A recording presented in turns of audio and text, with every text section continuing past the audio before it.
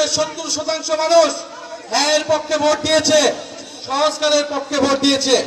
কিন্তু এই সরকার, এই বিএনপি সরকার গণভোট এবং জুলাই সনদকে এখন অস্বীকার করছে, জনগণের সাথে প্রতারণা করছে, জাতির সাথে গাদ্দারি এবং বিশ্বাসঘাতকতা করছে।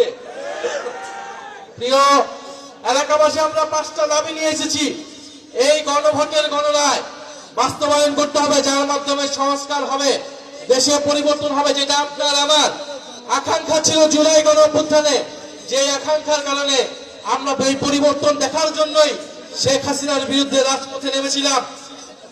দ্বিতীয়ত, আমরা তরুণদের কর্মসংস্থানের দাবি জানিয়েছি। তৃতীয়ত, আমরা বলেছি যে বাংলাদেশের এই যে বিদ্যুতের সংকট, আপনাদের এলাকায় কি বিদ্যুৎ আছে? ঘরে ঘরে বিদ্যুৎ আছে? লোডশেডিং হয়, দৈনিক 7 থেকে 8 ঘন্টা করে লোডশেডিং হয়। এই লোডশেডিং সমস্যার সমাধান করতে হবে। এই সরকার কমিটমেন্ট দিয়েছিল, প্রতিশ্রুতি দিয়েছিল তারা বিদ্যুতের সমস্যার সমাধান করবে, কিন্তু এই যে বাজেট দিয়েছে, এই বাজেটে আমরা এমন কিছু দেখি নাই তারা বিদ্যুতের সমস্যার সমাধান করতে হবে। ফলে অবশ্যই ঘরে ঘরে বিদ্যুৎ দিতে হবে এবং দ্রব্যমূল্যের নিয়ন্ত্রণ করতে হবে, মানুষের নিয়ন্ত্রণে অধীন আনতে হবে। এছাড়া সারা দেশে আইন শৃঙ্খলার বেহাল দশা। আপনারা জানেন যে কয়েকদিন আগে সংসদে স্বরাষ্ট্রমন্ত্রীকে তার নিজের দলের এমপি বলেছিলেন মাদক কারবারির সূতিকাগার হচ্ছে সেই কক্সবাজার থেকে। স্বরাষ্ট্রমন্ত্রী তার নিজের এলাকায় মাদক বন্ধ করতে পারে না, সে সারা দেশের মাদক কিভাবে বন্ধ করবে? সে সারা দেশের আইন শৃঙ্খলা কিভাবে ঠিক করবে? ফলে এই যে কালীগঞ্জে মাদক কারবারি আছে কি নাই? আছে, প্রত্যেকটা জেলা উপজেলায় মাদক কারবারি দিয়ে ভরপুর হয়েছে।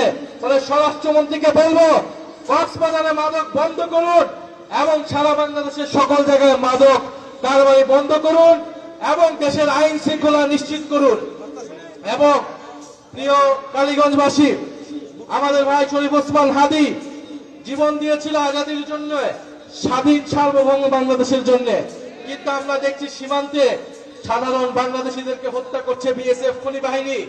আমরা দেখছি সীমান্তে পুশিন হচ্ছে এবং এই সরকার যে নিজেদেরকে জাতীয়তাবাদী সরকার বলে, জাতীয়তাবাদের নামে ব্যবসা করে, সে সীমান্ত হত্যা বন্ধ করতে পারছে না, সে পুশিন বন্ধ করতে পারছে না।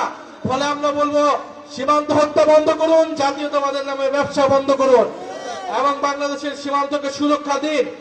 প্রিয় কালীগঞ্জবাসী, জুলাই গণঅভ্যুত্থান হয়েছিল আপনার আমার অংশগ্রহণের ফলে। এখন জুলাই গণঅভ্যুত্থানের পরে নতুন নতুন নেতা তৈরি হয়েছে, নতুন নতুন নেতৃত্ব আসছে। শিলং থেকে, লন্ডন থেকে নেতৃত্ব দেওয়া হয়েছিল নাকি জুলাই গণঅভ্যুত্থান। ফলে ভালো, আপনারা নেতৃত্ব দিয়েছেন, আপনারা এখন জুলাইয়ের আকাঙ্ক্ষা বাস্তবায়ন করুন, আপনারা জুলাই সনদ বাস্তবায়ন করুন।